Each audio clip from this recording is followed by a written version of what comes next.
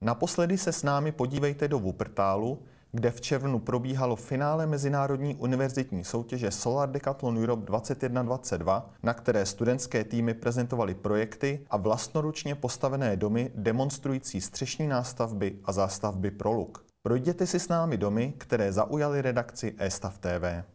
Dům ze španělské Valencie nás zaujal zejména způsobem nakládání s vodou a důrazem na přírodní a recyklované materiály.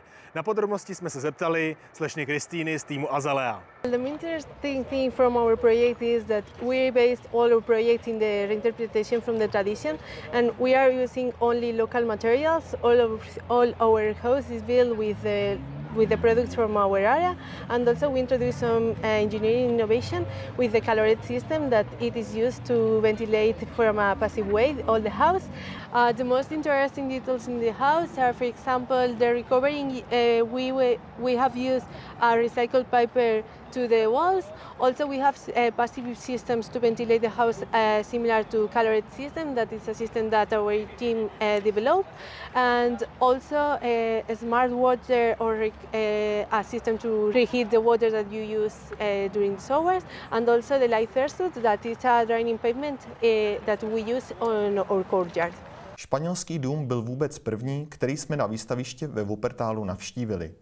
O 2 dny později bodoval v kategorii architektura a vyhrál v kategorii inovace.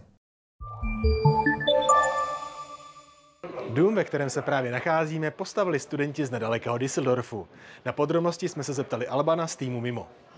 Regarding our general concept, we got a house-in-house system, like a climate shell, and in the climate shell we have 2 living modules, 1 technical module. The concept is all about, like its trend around here at the campus, minimizing personal space, maximizing communal space. We are doing that with that principle of the climate shell and the living modules inside. We got these lamellas integrated in our shell, and in these lamellas are PV cells integrated, and so we can, on the one hand, create energy with the cells and create shading with the cells, and on the other hand can create natural cooling, a natural cooling effect throughout the openings of the lamellas, and it's all combined with our house functioning system, and we have a really resourceful energy management through our Energibus system. Some of our students developed a special system. It's called Energibus system. It connects all the domestic appliances in a resourceful way and saves heat, saves energy. Dům týmu Mimo představoval jako jeden z mnoha nástavbu Café Ada ve Wuppertalu. Uspěl v kategoriích komunikace, vzdělávání a sociální povědomí, dostupnost a životaschopnost. Dům z Tajvanu nás zaujal vůní cedrového dřeva v interiéru, masivní dřevěnou konstrukcí, která je typická pro Tajvan z důvodu silných zemětřesení, a také krásnou fasádou. Podrobnosti nám řekla Rong. There are 2 features. One is this is a net zero midway house. The other one is our main structure is built with cedar wood, and all of the cedar wood just grew in Taiwan. And let me talk about the first feature. And why I say our house is a net zero midway house is because our design challenge is closing the gaps. And in Taiwan, the urban issues we need to deal with is as quickly as possible to do urban regeneration. But if we want to urban regeneration, we need to provide a better living space to the residents, so they are willing to move out to their original space, and then we can rebuild our city to make our city more sustainable, more safe, and more comfortable.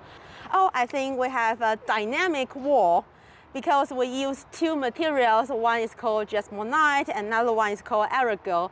We put these 2 materials as an innovation brick, because in Taiwan we are common to use brick, or we can say it's a tile. We are common to use brick and tile to decorate our facade. So we create an innovation brick.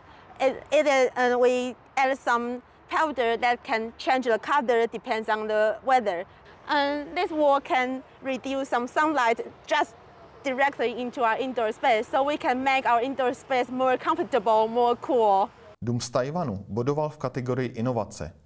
Zejména však za sebou nechal všechny favority v kategorii architektura, kterou vyhrál. Jedny z dílčích cen za funkcionalitu a komfort získal také dům z Bukurešti. Podrobnosti nám řekli Alexandra a Flavia z týmu FDEN. We had to build a building on top of Cafe Ada here in Wuppertal, and we have 3 levels, and on every level we have like 4 or 5 apartments for one person. We realized that a lot of single persons live by themselves in much bigger places than they need. So this is why we have these single apartments with the main necessities like bathroom, sleeping area, and a small kitchenette for like snacks and coffee and water. And then we have the main area, the common living area, where we have the bigger things like the kitchen, a dining area, and the living room. Because during the competition we have to use only passive strategies in order to cool or to heat the house. For cooling, we propose a system with paraffin. It is a phase-changing material which changes its phase at around 21 degrees, and this allows us to cool the air inside the house during the day. And for heating, we have solar panels up on the roof, and this is how we heat our water and also the air if it is necessary. And about the electrical part, I will mention our photovoltaic system. I mean, we have bifacial photovoltaic panels which produce energy with both sides, and also the fact that we try to offer a second life to the batteries from electrical cars. I mean, we have two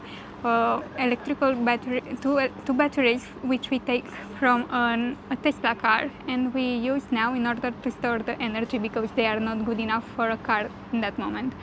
On the rooftop we have a big device called Parans, and that device is capturing the sunlight, and using fiber optics we use them to bring that light into the house, into some spotlights that look like normal light, but it's actually a natural light. So, and we place them strategically into the darkest area into the house.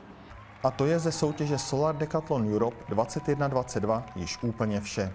Univerzitní týmy, návštěvníci i novináři zažili unikátní atmosféru výjimečných setkání, radost z úspěchů, velká očekávání a také zklamání. Všudy přítomná byla soutěživost, ale také vzájemný respekt, podpora a přejícnost. Pro všechny to byly jedinečné okamžiky, pro studenty jistě i životní zážitek. Podívejte se nyní také na naše předchozí reportáže o absolutních vítězích soutěže, o českém týmu a projektu First Life a o německém projektu Level Up.